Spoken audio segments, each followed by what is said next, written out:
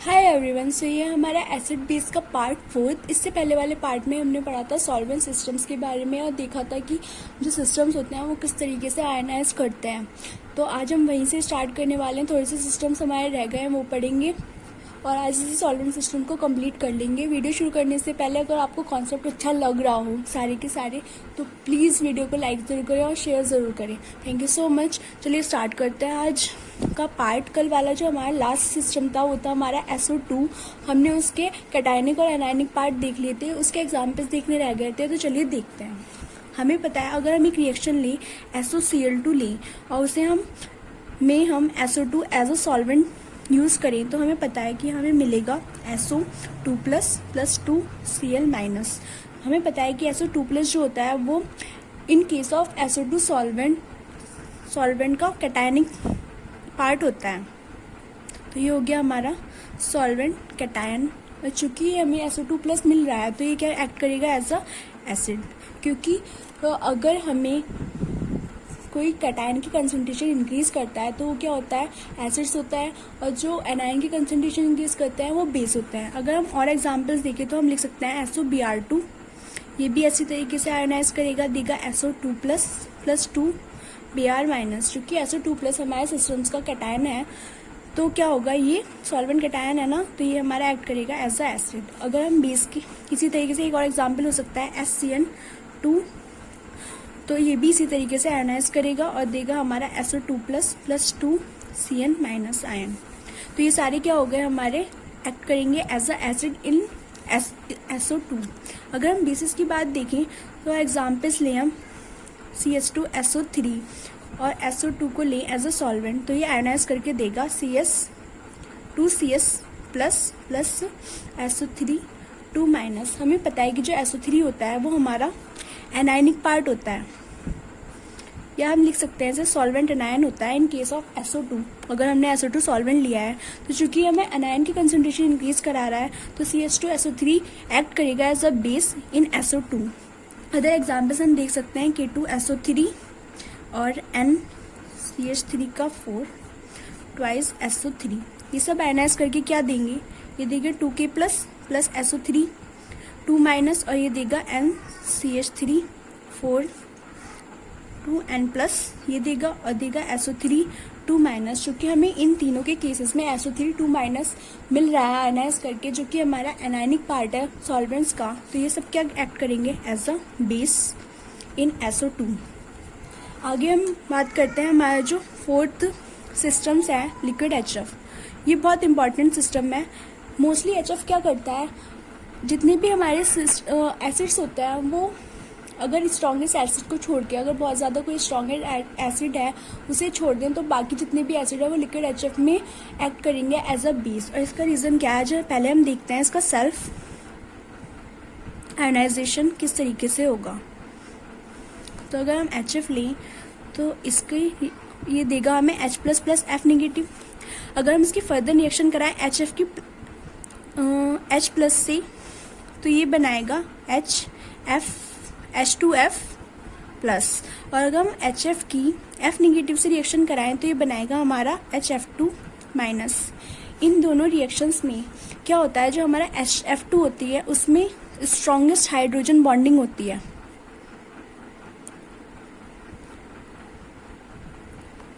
जिसकी वजह से ज़्यादा स्टेबल जो होता है वो ये होता है in comparison to H2F positive. अब अगर ये ज़्यादा कंपैरेटिव मतलब ज़्यादा स्टेबल कंपाउंड है तो क्या करता है HF जो होता है वो सभी सिस्टम्स के साथ मोस्टली केसेस में अपना H प्लस दे देगा। मतलब दूसरे जो कि कोई भी उसका साथ में प्रेजेंट होगा तो उसके साथ क्या करेगा, अपना H दे देगा और वो तो एक्ट करेगा एज अ बेस। और चूँकि ये अपना H प्लस दे देता है तो एक्ट करेगा एसिड। तो क्या हुआ, स्ट्रॉन्गेस्ट हाइड्रोजन बॉन्डिंग की वजह से तो सबसे ज़्यादा जो रिएक्शन होगी हमारी वो ये वाली फेवरेबल होगी। आगे देखते हैं कैसे होती है। एग्जाम्पल्स देखिए हम, तो पहले हम लिख लेते हैं एसिड कौन कौन से होंगे। एसिड्स के लिए हमें क्या चाहिए होता है, कैटायनिक सॉल्वेंट कैटायनिक चाहिए होता है ना। तो in case of HF solvent cation जो है हमारे दे रखे हैं, एक तो हमारा H प्लस बना है तो H प्लस हो गया, एक बना है हमारा H2F पॉजिटिव, तो ये हो गए हमारे सॉल्वेंट कैटायन। और अगर बेस के लिए हमें चाहिए होते हैं सॉल्वेंट एनायन,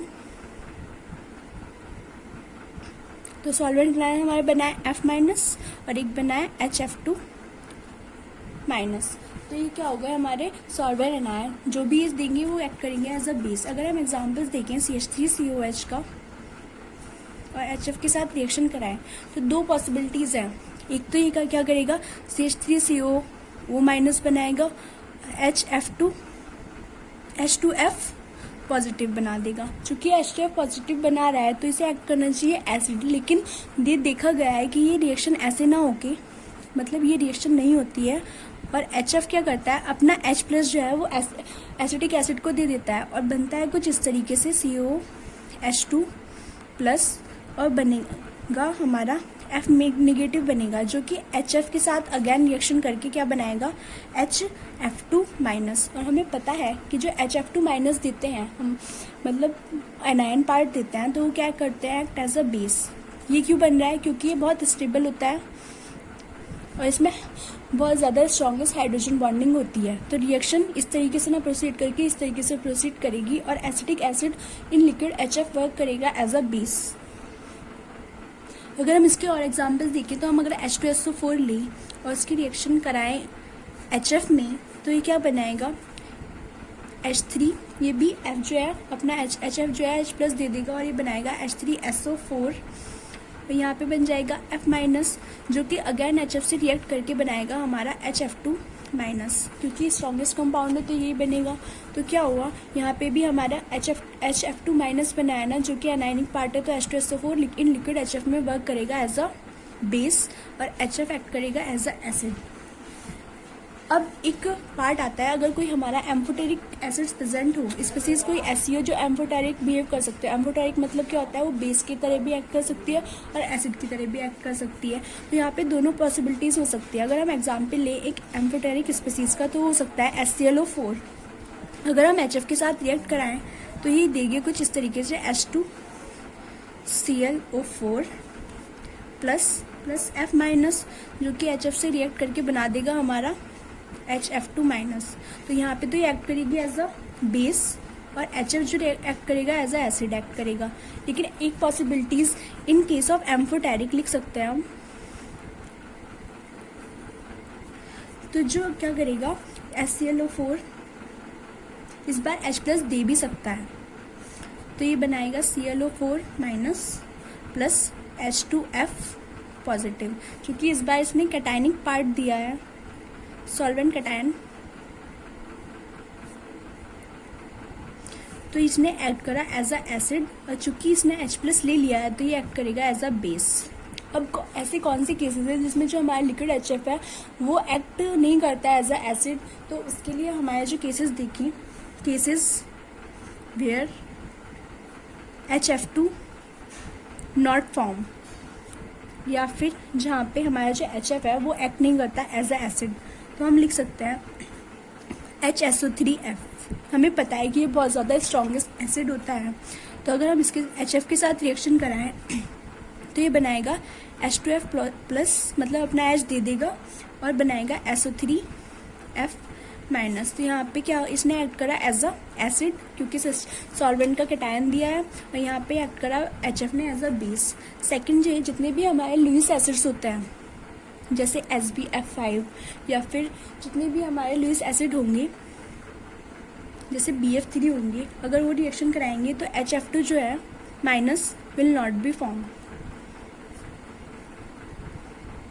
अगर लुईस एसिड एग्जाम्पल ले लिया हमने BF3 का और उसके HF के साथ रिएक्शन कराई तो क्या बनेगा BF4 माइनस और यहाँ बनेगा H प्लस, जो कि रिएक्ट करके HF के साथ बना देगा हमारा H2F प्लस। चूँकि ये कैटायन है सिस्टम्स का, तो यहाँ पे BF3 तो एक्ट करा एज अ एसिड और HF ने एक्ट करा एज अ बेस।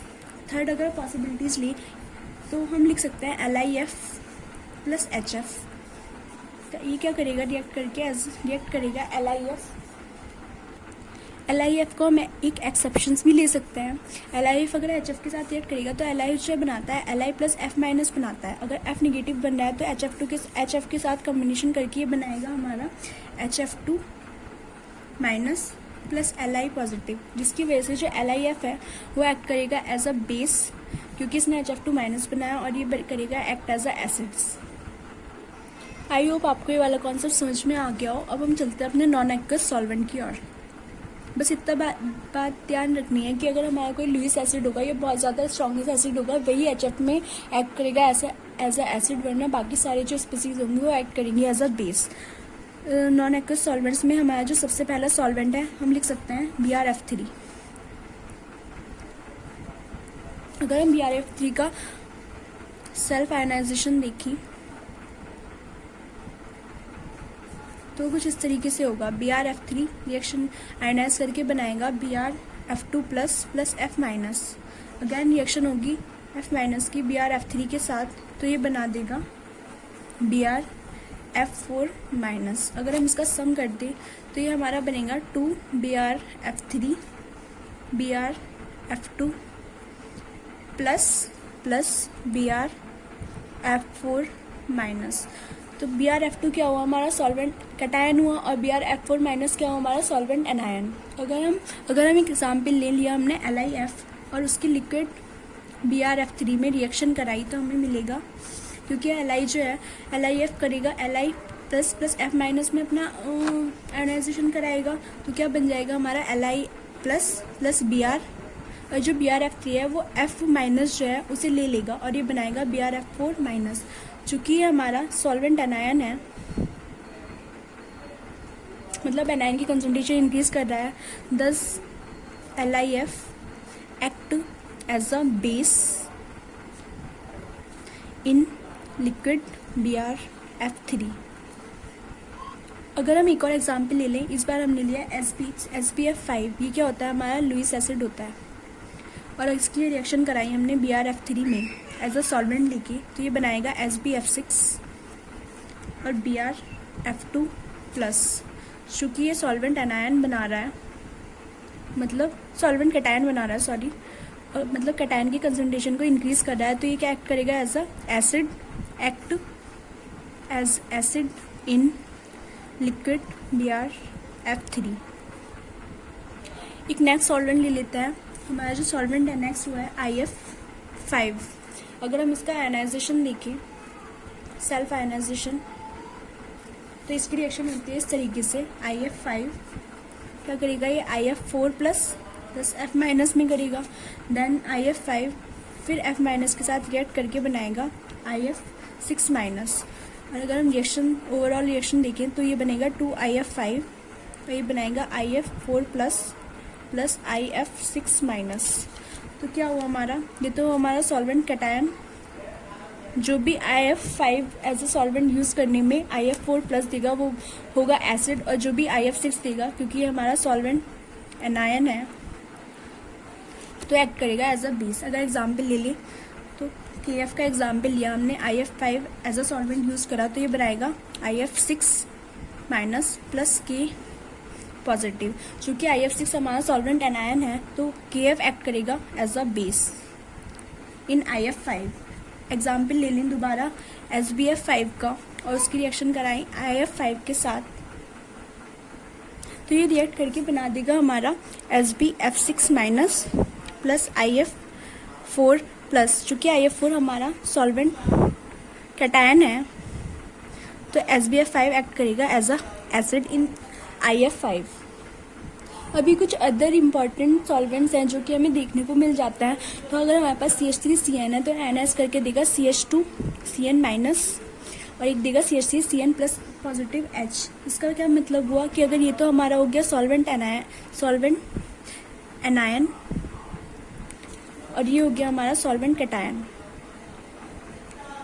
मतलब अगर हम as a solvent CH3CN use करें और हमें कोई भी स्पीसीज दे दे CH2CN माइनस, वो एक्ट करेगी एज अ बेस, और जो भी CH3CN प्लस H देगी वो एक्ट करेगी एज अ एसिड। इसी तरीके से अगर हम मेथनॉल लें CH3OH, तो ये आयनाइज करके देगा CH3O माइनस और CH3O प्लस H2। तो ये क्या हो गया सिस्टम का एनायन, और ये हो गया सॉल्वेंट कैटायन। मतलब जो भी ये देगा वो करेगा एक्ट एज अ एसिड, और ये जो भी ये देगा वो एक्ट करेगा एज अ बेस। इसी तरीके से हम H2SO4 को आयनाइज कराएं तो HSO4 माइनस मिलेगा और H3SO4 पॉजिटिव मिलेगा। तो ये तो हो गया हमारा सॉल्वेंट कैटायन। जो भी H2SO4 में ये देगा वो बनाएगा, वो एक्ट करेगा एज अ एसिड, और जो भी सॉल्वेंट एनायन देगा वो एक्ट करेगा एज अ बेस। इसी तरीके से N2FO4 है, ये दो तरीके से आयनाइज करता है। एक तो ये करता है NO2 प्लस और NO2 माइनस में, और एक आयनाइज करता है NO plus plus NO3 minus में। तो जो भी ये दोनों देंगे इन सॉल्वेंट एज अ N2O4 तो एक्ट करेंगे एज अ एसिड, चूँकि ये हमारे सॉल्वेंट कैटायन। और जो भी ये देंगे वो एक्ट करेंगे एज अ बेस, क्योंकि ये हमारे यहाँ सॉल्वेंट एनायन, मतलब एनायन की कंसंट्रेशन को इंक्रीज कर रहे हैं। अभी एक क्वेश्चन है, इसे हमें सॉल्व करना है। हमें बताना है कि हमारे सॉल्वेंट दे रखे हैं H2O, liquid NH3, liquid HF और लिक्विड H2SO4। इसमें हमें बताना है कि ये स्पीसीज किस तरीके से एक्ट करेंगे, एज अ स्ट्रॉन्ग एसिड या फिर स्ट्रॉन्ग बेस या फिर बेस या वीक एसिड। तो हमें पता है CH3COH जो है वो एक्ट करता है H2O में एज अ वीक एसिड, क्योंकि ये वीक एसिड होता है तो यहाँ लिखेंगे हम वीक एसिड। लिक्विड NH3 में, लिक्विड NH3 क्या होता है, बेस होता है। अगर बेस में हम कोई एसिड डालेंगे, चाहे वो वीक हो चाहे स्ट्रॉन्ग एसिड हो, तो वो एक्ट करेगा एज अ स्ट्रॉन्ग एसिड, जो कि हमने अपने लेवलिंग इफेक्ट में पढ़ा था। तो ये एक्ट करेगा एज अ स्ट्रॉन्ग एसिड। अब लिक्विड HF में हमें पता है कि HF में जो HF2 माइनस होता है वो स्टेबल कंपाउंड होता है, क्योंकि इसमें बहुत ज़्यादा स्ट्रॉन्ग हाइड्रोजन बॉन्डिंग पाई जाती है। तो लिक्विड HF जो है वो खुद अपना H+ दे देता है और दूसरा एक्ट करता है एज अ बेस, तो यहाँ पे एक्ट करेगा एज अ बेस। और लिक्विड H2SO4 में, चूँकि CH3COH जो है as comparison to H2SO4 weak acid है, तो ये एक्ट करेगा एज अ बेस, जो कि हमने अपने डिफरेंशिएटिंग इफेक्ट में पढ़ा था कि अगर दो स्पीसीज हैं जिसमें से एक कंपेरेबल वीक एसिड है, तो जो वीक एसिड होगा वो एक्ट करेगा एज अ बेस। तो अगर हम सेकंड अपना क्वेश्चन देखें, H2SO4 हमें पता है H2O में H2SO4 एक्ट करता है एज अ स्ट्रॉन्ग एसिड,